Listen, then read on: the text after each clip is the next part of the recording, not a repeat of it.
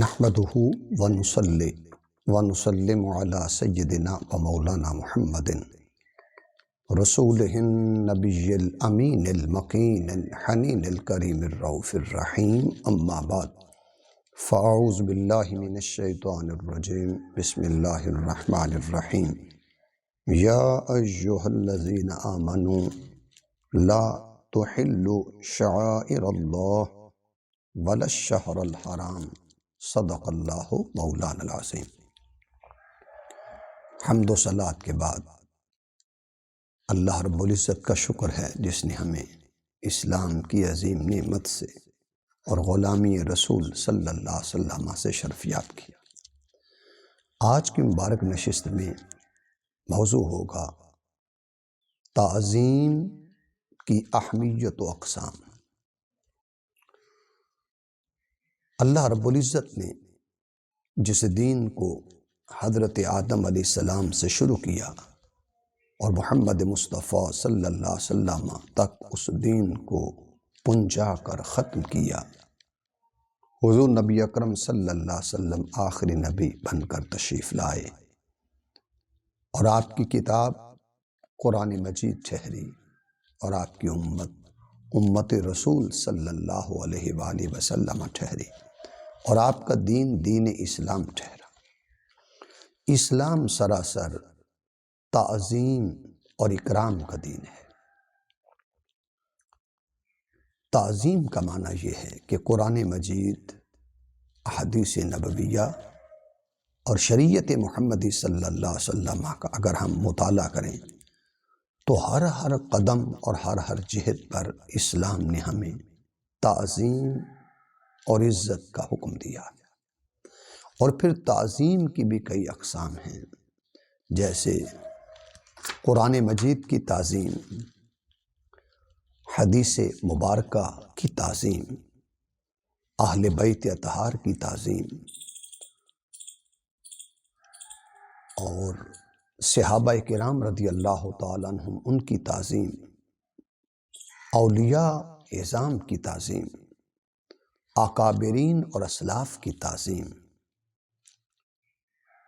پھر مقدس مہینے ان کی تعظیم، پھر مقدس ایام ان کی تعظیم، پھر والدین ان کی تعظیم، اور پھر مقدس اماکن اور جگہیں ان کی تعظیم کرنا۔ تو تعظیم کی بھی کئی اقسام ہیں، اور جس میں مہینوں کے حوالہ سے قرآن مجید ذکر کرتا ہے، یا ایھا الذین آمنوا، اے ایمان والو، لا تحلوا شعائر اللہ، کہ اللہ کی نشانیوں کی بے حرمتی نہ کرو، ولا الشہر الحرام، اور نہ حرمت والے مہینے کی، یعنی 4 ایسے مہینے ہیں جن کو اللہ تعالیٰ نے حرمت والے مہینے قرار دیا ہے، ذی-القعدہ، ذی الحج اور محرم۔ یہ پھر رجب، یہ 4 مہینوں کی حرمت کا ذکر کیا گیا ہے کہ ان مہینوں میں لڑائی نہ کریں، شرانگیزی نہ کریں،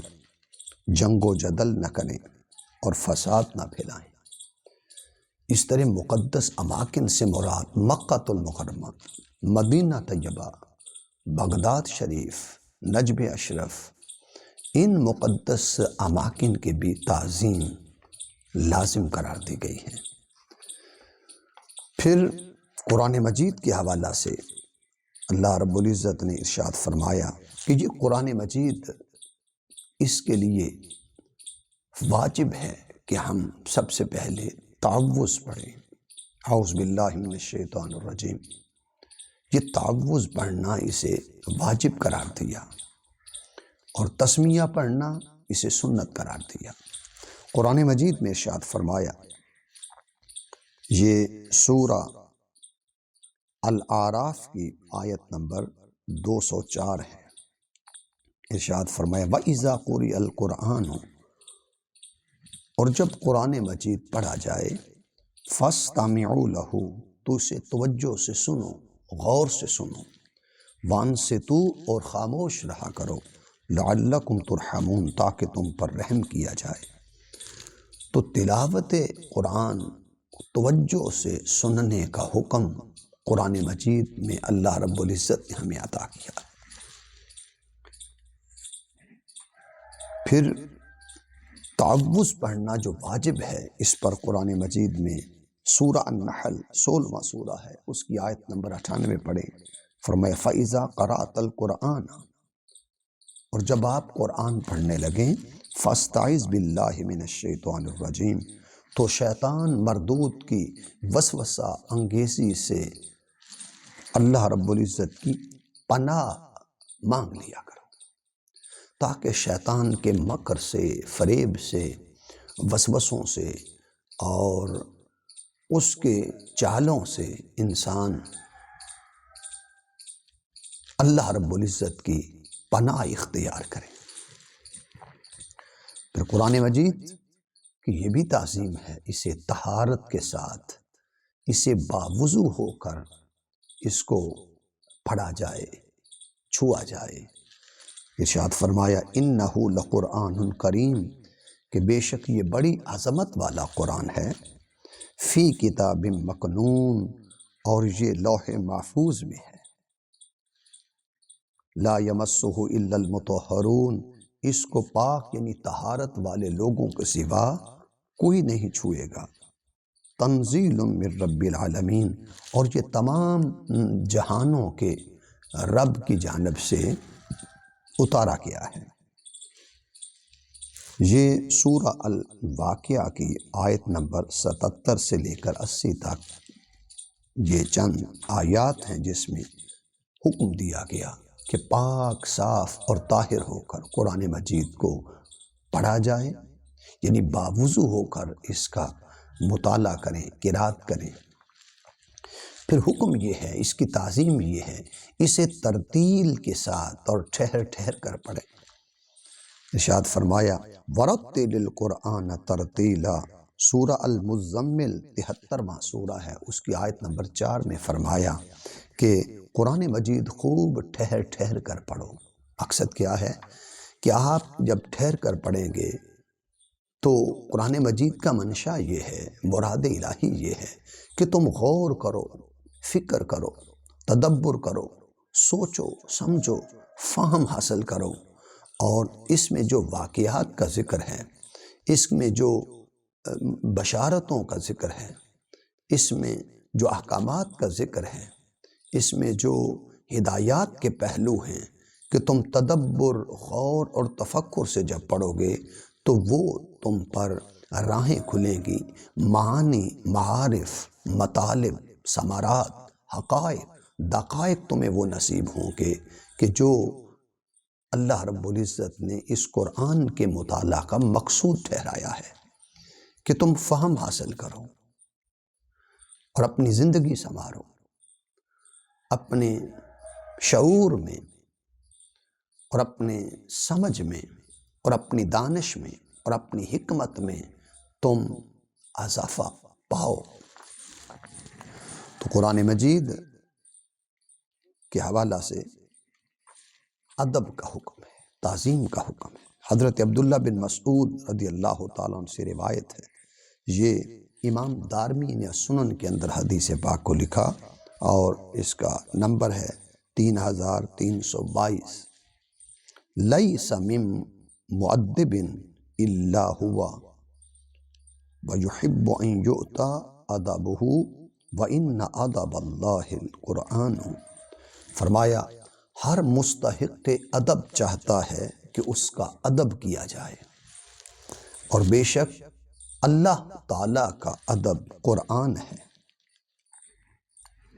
یعنی قرآن کے ادب کو اللہ رب العزت نے اپنا ادب قرار دیا ہے۔ اس لیے حضرت سعد بن ابی وقاص رضی اللہ تعالیٰ عنہ سے روایت ہے کہ حضور علیہ الصلوۃ والسلام نے ارشاد فرمایا ان ھذا القرآن نزل بحزن، کہ بے شک یہ قرآن مجید غم سے لبریز نازل ہوا ہے۔ فَإِذَا قَرَأْتُمُوهُ فَابْكُوا، کہ جب تم قرآن مجید پڑھو تو رویا کرو۔ فَإِن لَّمْ تَبْقُوا، اور اگر تمہیں رونا نہ آئے، دل سخت ہو، شقاوت ہو، بدبختی ہو اور سمجھ نہ آئے، فہم نہ ہو، فرمایا اگر تمہیں رونا نہ آئے فَتَبَاكُوا، تو پھر رونے جیسی شکل ہی بنا لو، رونے جیسی حالت ہی بنا لو۔ پھر فرمایا وَتَغَنَّوْا بِهِ، اور اسے خوب الہانی کے ساتھ، الہان اور خوش الہانی طریقے سے اسے پڑھو۔ فَمَن لَّمْ يَتَغَنَّ بِهِ فَلَيْسَ مِنَّا، جو نغمگی کے ساتھ قرآن مجید نہیں پڑھتا، فرمایا وہ ہم میں سے نہیں۔ تو اسے لحن کے ساتھ، تجوید کے ساتھ، قرات کے ساتھ،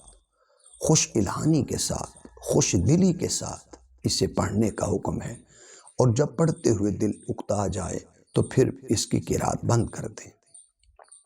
اس کتاب کو اس وقت تک پڑھیں جب آپ کی طبیعت چاہے، آپ کا ذہن ساتھ دے رہا ہو، آپ کی نظر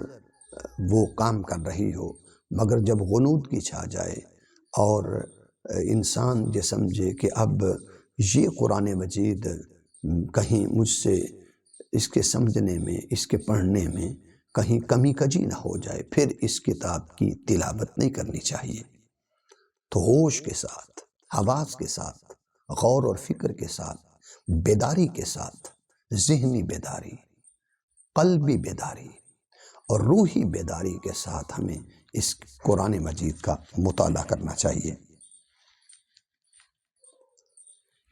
حضرت ابن عباس رضی اللہ تعالیٰ عنہ سے روایت ہے، حضور علیہ الصلوۃ والسلام نے ارشاد فرمایا یا ابن عباس اذا قرأت القرآن فرتلہ ترتیلا، اے ابن عباس جب تم قرآن مجید پڑھا کرو تو خوب ٹھہر ٹھہر کر پڑھا کرو، اور اس کے الفاظ، اس کی حروف خوب واضح کر کے پڑھا کرو۔ پھر فرمایا کہ اس کو ردی کھجور کی طرح بکھیرنے کی طرح نہ بکھیرا کرو، اور نہ ہی اسے جلدی سے شیر گوئی کی طرح پڑھا کرو۔ پھر فرمایا ابن عباس کفو عند عجائبہ، اس کے عجائب پر، بصائر پر، بصیرت پر، معجزات پر توقف کیا کرو، غور اور فکر کیا کرو، ٹھہرا کرو۔ پھر فرمایا وحرکوا بہ القلوب، اور اس کے ذریعے اپنے دلوں کو حرکت دیا کرو۔ پھر فرمایا ولا یکونن ہم احدکم آخر السورہ، اور تم میں سے کسی کا بھی ارادہ صرف آخری سورت تک پہنچنے کا نہیں ہونا چاہیے، یعنی قرآن مجید جلد جلد ختم کریں اور بغیر غور و فکر کے پڑھیں اور اس پر تدبر نہ کریں اور جلدی جلدی ختم کریں، تو اس سے منع کیا گیا ہے۔ اسے ٹھہر کر پڑھنا تعظیم ہے، اس پر غور و فکر کرنا تعظیم اور ادب ہے، اور اسے بیداری کے ساتھ اس کی قرات اور تلاوت کرنا یہ اس کا ادب ہے۔ تو لہٰذا غور اور فکر سے پڑھنے کا حکم ہے، سننے کا حکم ہے۔ ہمیں چاہیے ہم قرآن مجید کی تلاوت کریں، زیارت کریں، قرات کریں، تدبر کریں، تفکر کریں، تأمل کریں، اور اس زندگی میں ہر صبح کا آغاز چند آیات بینات پر غور و فکر سے کریں،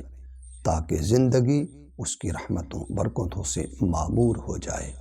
اور انسان اسوہ رسول صلی اللہ علیہ وسلم پر چلے اور خلق محمدی صلی اللہ علیہ وسلم کے رنگ میں رنگ جائے، اور تخلقوا باخلاق اللہ، اللہ کے اخلاق کا رنگ چڑھاؤ، اس کی عملی تعبیر اور تصویر انسان اپنی زندگی میں یوں اختیار کرے کہ اسے ہر سمت اسوہ کامل کی اور آقا دو جہاں صلی اللہ علیہ وسلم کی ذات کو پیش نظر رکھ کر آپ کی مطابعت میں اور اتباع میں زندگی بسر کرنی چاہیے۔ وما علیہ الا البلاغ۔